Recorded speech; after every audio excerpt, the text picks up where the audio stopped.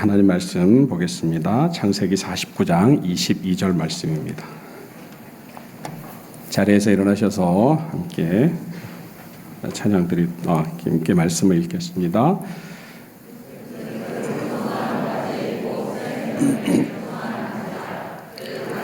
담을 넘었도다. 아멘. 앉으십시오. 오늘 우리가 읽은 창세기 49장 22절은 청년부에서 이 본문으로 해달라고 부탁을 받아서 이제 그 본문으로 이제 설교를 합니다. 시간 관계상 조금 이제 생략을 하고요. 많은 부분들이 있지만 특별히 49장 22절은 사실은 신학적으로 좀 논쟁이 있는 이 해석을 어떻게 해야 되느냐 이제 그런 논쟁이 있는 구절인데요. 예, 그 부분들은 이제 생략을 하고 그냥 오늘 본문에 있는 이 개역개정 성경의 그 말씀을 그대로 함께 여러분과 나눠 보도록 하겠습니다. 우리가 알다시피 이 본문 49장 22절은 야곱이라고 하는 믿음의 조상 야곱이라고 하는 사람이 이제 그 애굽의 총리가 된 요셉을 만나서 고센 땅에 머물면서 17년 정도를 기거하다가 이제 죽을 때가 되어서 이제 하나님께 부름을 받을 때가 되어서 그 아들들을 모두 다 불러 모아서 축복을 하는 이제 유언을 하는 그 과정 가운데서 이제 11번째 아들인 요셉을 향해서 준 그런 어떤 유언의 말입니다. 유언이라고 하는 것은 보통 바램을 담고 있습니다. 그리고 어떤 희망 내지는 어떤 그 소망을 담고 있습니다. 그래서 앞으로 어떻게 될 것이다, 어떻게 되었으면 좋겠다라고 하는 이제 그런 내용들이 대부분 유언의 어떤 형태인데, 오늘 우리가 읽은 본문은 유언이라고 말하기보다는 그냥 어떤 선언에 가깝다 이렇게 우리가 이해를 하면 좋을 것 같습니다. 우리가 이미 읽은 대로 22절 말씀은 요셉을 향해서 요셉은 무성한 가지 곧 샘 곁의 무성한 가지라라고 하면서 야곱은 요셉을 향해서 이런 선언을 이제 하는 것을 보게 됩니다.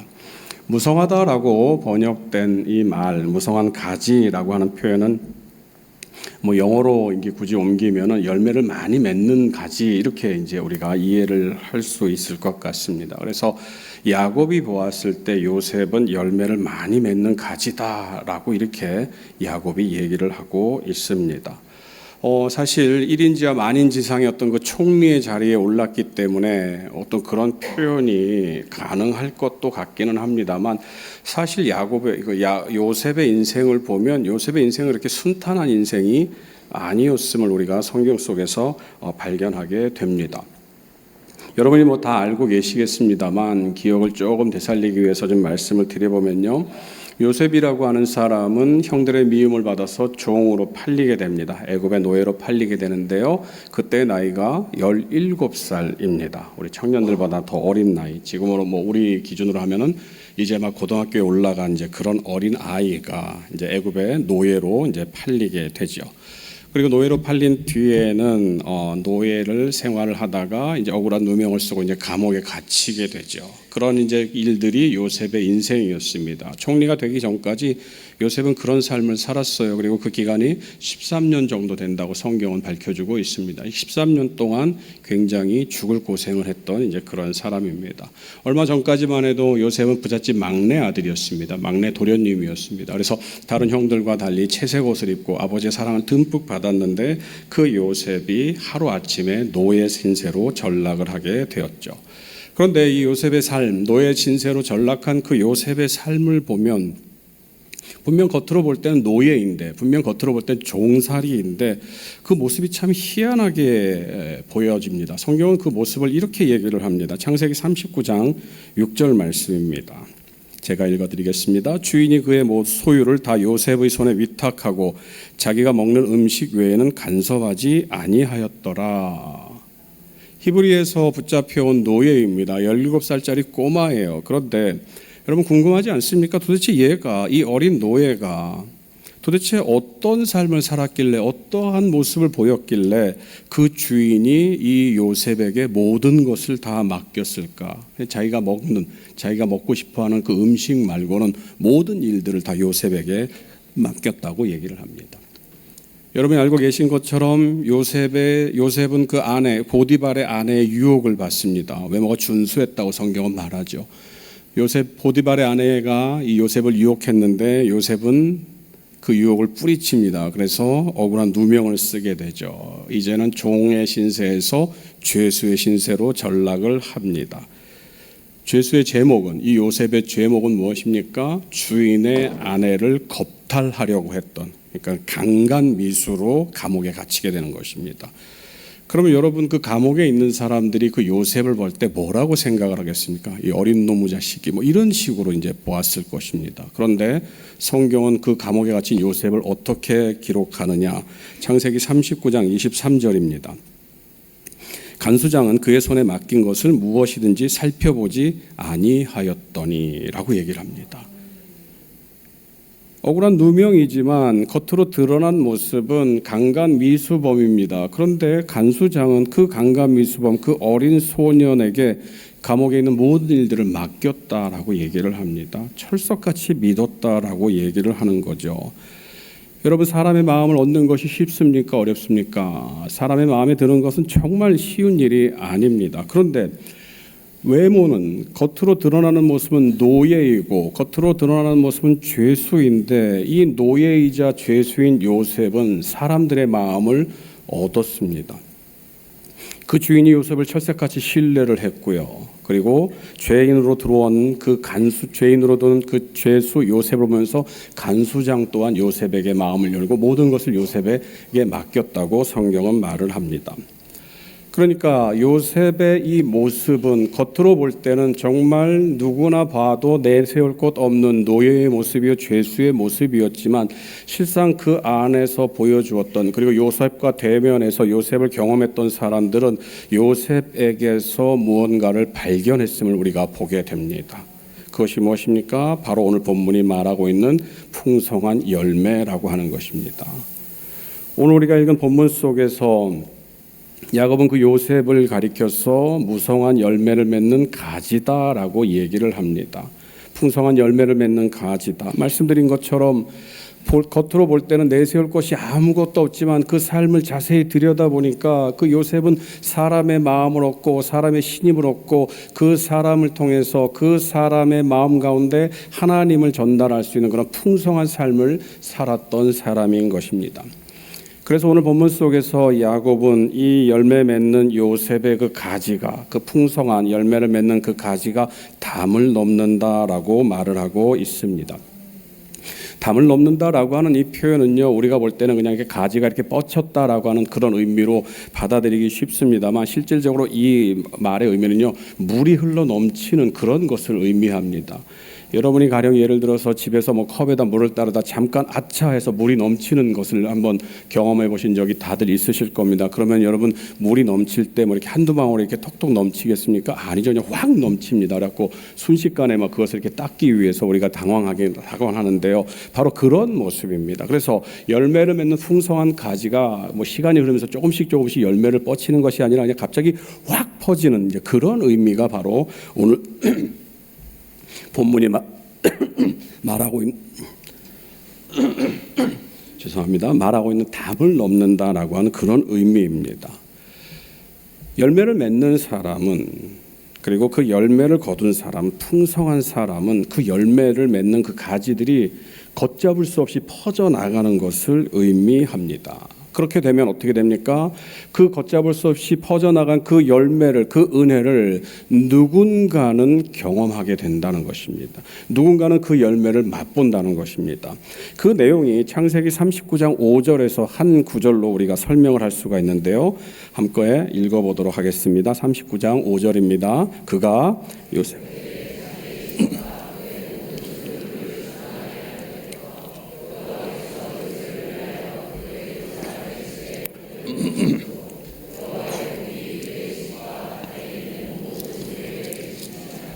우리가 방금 읽은 창세기 39장 5절 말씀은 열매 맺는 요셉의 삶을 통해서 누가 복을 받느냐, 바로 보디발이라고 하는 사람이 복을 받았다라고 얘기를 합니다. 요셉은 그냥 그 안에서 열심히 생활했습니다. 그리고 신임을 얻은 것 그거밖에 없습니다. 그런데 결과는 어떻게 됩니까? 하나님께서 요셉과 함께 하신 하나님께서 보디발에게 은혜를 베풀으셨다라고 성경은 말을 합니다. 그러면은 풍성한 열매를 맺는 사람은 열매를 거두는 사람은 그 열매가 자기의 것으로 끝나는 것이 아니라 그 열매가 전달이 된다는 것입니다. 그 열매가 전해진다라고 하는 것입니다. 비단 보디발뿐만이 아니라 요셉을 가두고 요셉을 지키던 간수장 또한 동일한 은혜를 받았음을 우리가 보게 됩니다. 창세기 39장 22절인데요. 제가 읽어드리겠습니다. 간수장이 옥중 죄수를 다 요셉의 손에 맡김으로 그 재반 사물을 요셉이 처리하고, 그러니까요, 간수장의 모든 일들을 다 요셉이 관장함으로 말미암아서 간수장은 그냥 편하게 그 삶을, 그리고 자기가 하는 일들을 크게 신경 쓰지 않아도 되는 그런 평안함을 누리게 되었다라고 하는 것입니다. 또 나가서 요셉으로 말미암아서 애굽의 온 백성들이 은혜를 입었음을 우리는 잘 알고 있습니다. 요셉이 꿈을 해석함으로 말미암아서 풍년 7년 동안 흉년을 대비했고, 그래서 모든 애굽 백성들이 7년이라고 하는 그 긴 흉년을 이겨나갈 수 있었고, 또 더 나아가서는 요셉의 형제들 야곱을 비롯해서 아버지 야곱을 비롯해서 그 나머지 요셉의 11 형제들 또한 그 가뭄을 이겨나갈 수 있었다고 하는 것입니다. 그래서 요셉이 자기로 말미암아서 그 펼쳐진 넘어간, 그리고 확 이렇게 터쳐서 막 다른 사람들에게 전달된 그 은혜를 뭐라고 얘기를 하느냐? 창세기 45장 8절입니다. 그런즉 나를 이리로 보낸 이는 당신들이 아니요 하나님이시라. 하나님이 나를 바로에게 아버지로 삼으시고 그 온 집의 주로 삼으시며 애굽 온 땅의 통치자로 삼으셨나이다. 말씀드린 것처럼 요셉의 인생은 사실 그렇게 순탄한 인생은 아니었습니다. 그런데 요셉은 열매를 많이 맺는 그런 무성한 가지로서 하나님의 은혜를 받은 자로서, 그리고 그의 은혜로 말미암아서 모든 사람들이 하나님의 은혜를 누리게 될 때 그 결과로 뭐라고 얘기를 하느냐? 바로 하나님께서 나를 이 자리로 보내셨습니다라고 고백을 하고 있는 것입니다. 성경은 그 고난 가운데서 요셉이 어떻게 생각을 했는지, 어떤 마음을 가졌는지를 전혀 밝혀놓고 있지를 않습니다. 그러나 중요한 사실은 요셉의 삶 가운데서 하나님이 늘 함께 하셨다라고 하는 사실을 밝혀주고 있습니다. 하나님이 함께 하셨다라고 하는 그 삶이 어떤 삶입니까? 열매를 맺는 삶, 은혜를 경험하는 삶, 그리고 그 열매 은혜가 다른 곳으로 밖으로 전해지는 그런 삶입니다. 그래서 오늘 본문 우리가 읽은 22절은 그 열매의 근원을 뭐라고 얘기를 하느냐? 샘이라고 얘기를 합니다.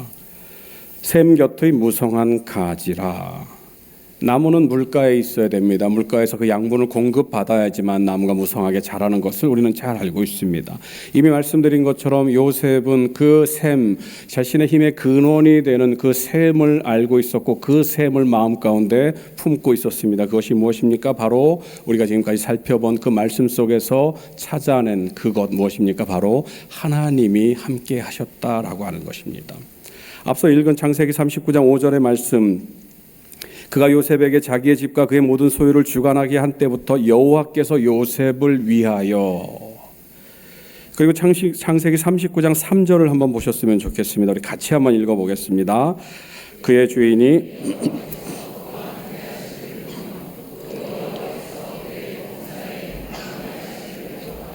주인이 봅니다. 무엇을 봅니까? 여호와께서 은혜를 그와 함께 하심을, 하나님이 함께 하심을 보고 있다고 성경은 말을 합니다.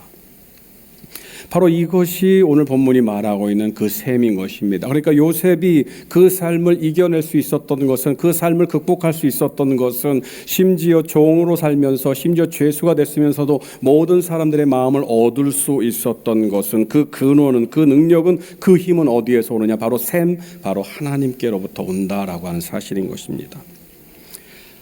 아버지 야곱도 창세기 49장 25절에서 이렇게 얘기를 합니다. 내 아버지의 하나님께로 말미암나니 그가 너를 도우실 것이요 전능자로 말미암나니 그가 내게 복을 주실 것이라. 위로 하늘의 복과 아래로 깊은 샘의 복과 젖먹이는 복과 태의 복이리로다. 오늘 이 자리에 있는 우리 청년들과 그리고 저와 여러분들은 모두 다 이 말씀을 믿어야 합니다. 왜요?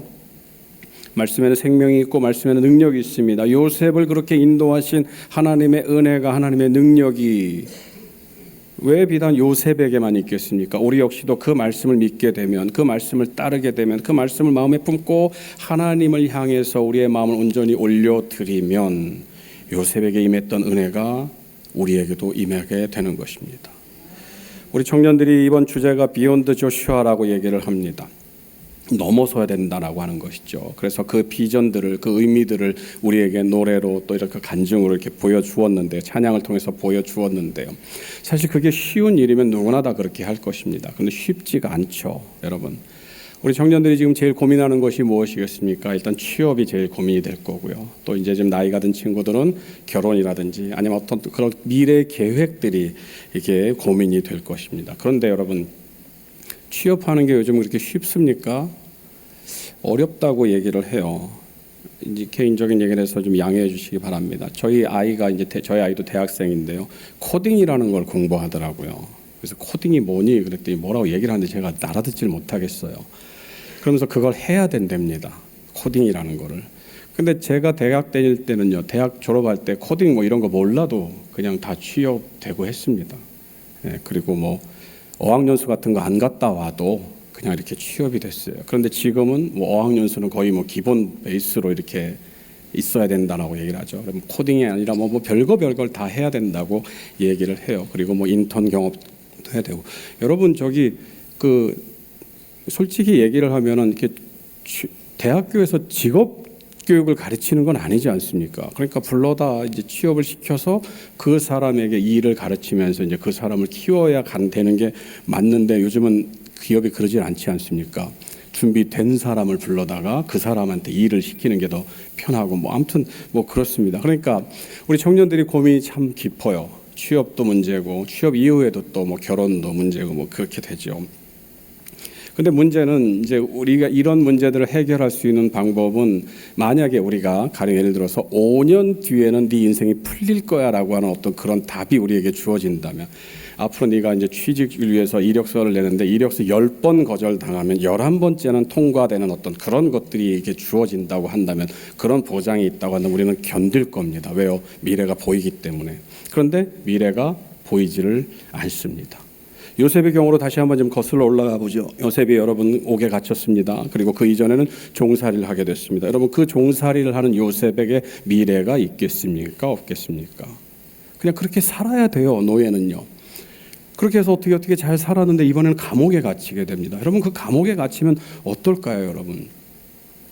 그냥 그 삶을 그대로 우리의 삶 가운데로 만약에 받아들이게 된다면 글쎄요, 이 자리에서 제정신으로 버틸 사람은 그렇게 많지 않을 겁니다.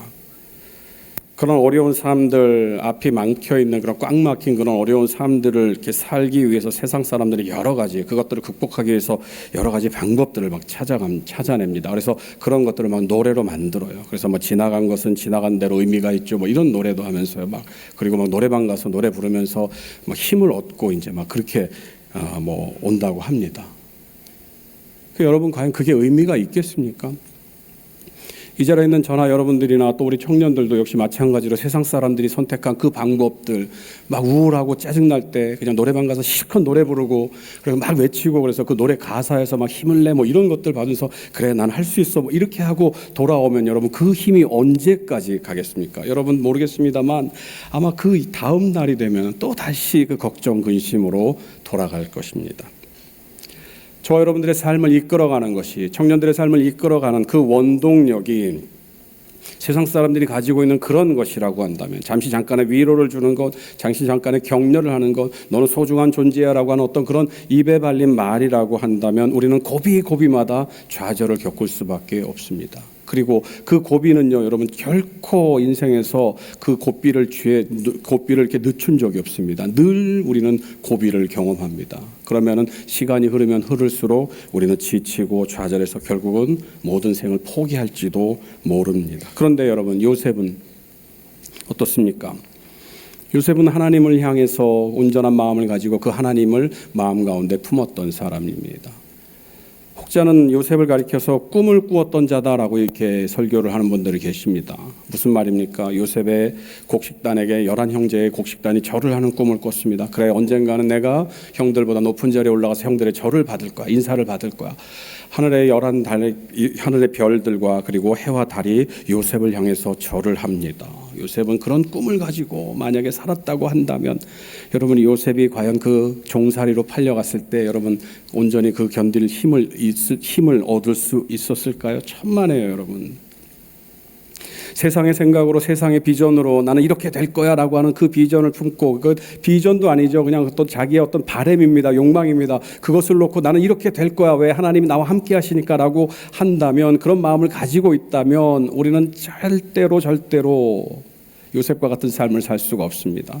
성경은 뭐라고 얘기를 합니까? 요셉이 그 형들이 곡식을 얻기 위해서 자기에게 와서 절을 합니다. 그게 창세기 42장 9절 말씀인데요. 뭐라고 기록했냐면 성경은 이렇게 얘기를 합니다. 요셉이 그들에 대하여 꾼 꿈을 생각하고 라고 얘기를 합니다.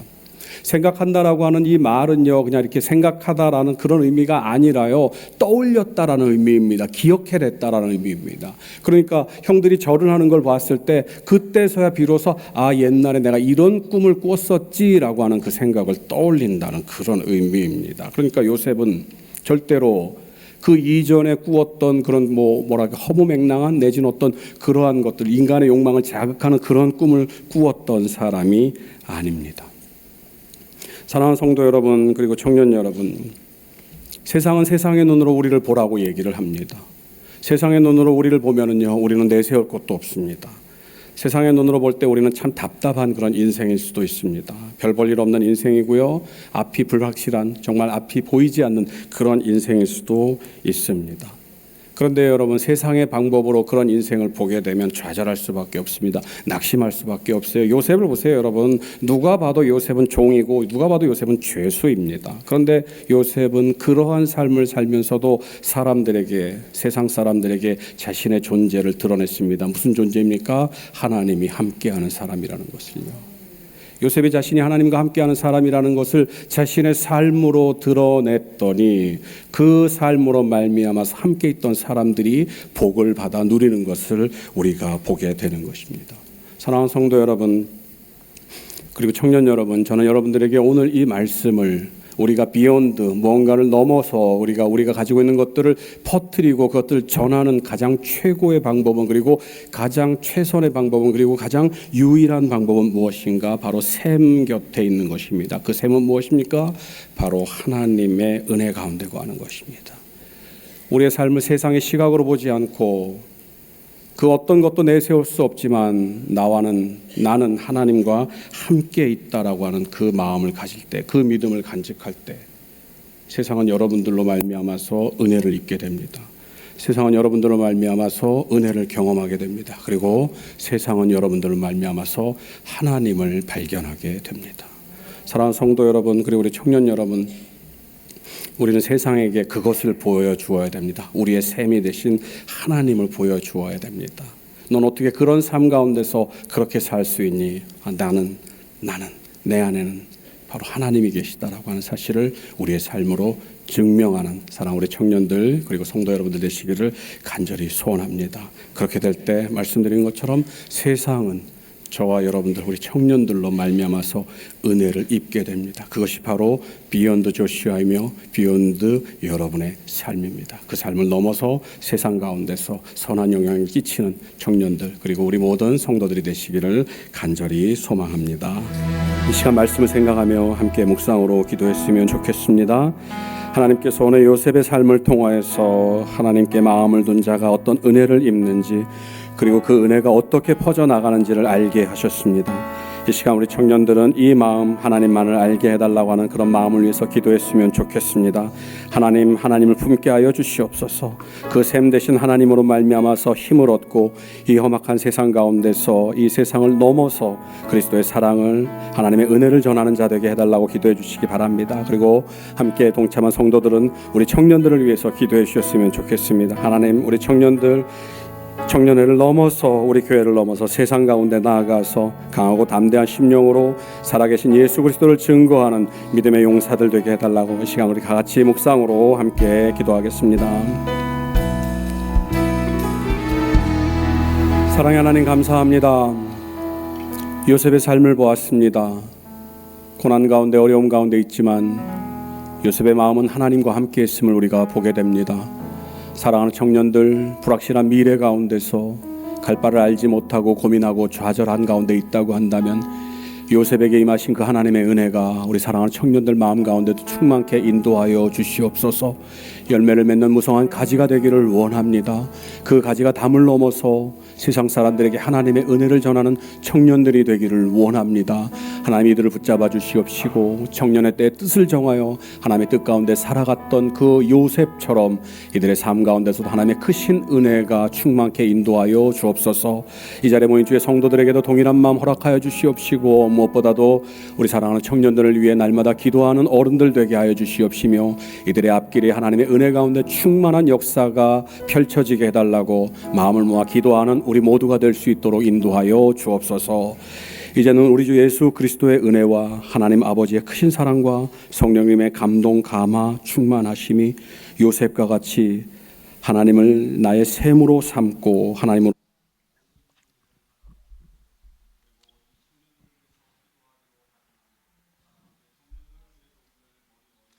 이제로부터 영원토록 함께 있을지이다. 아멘.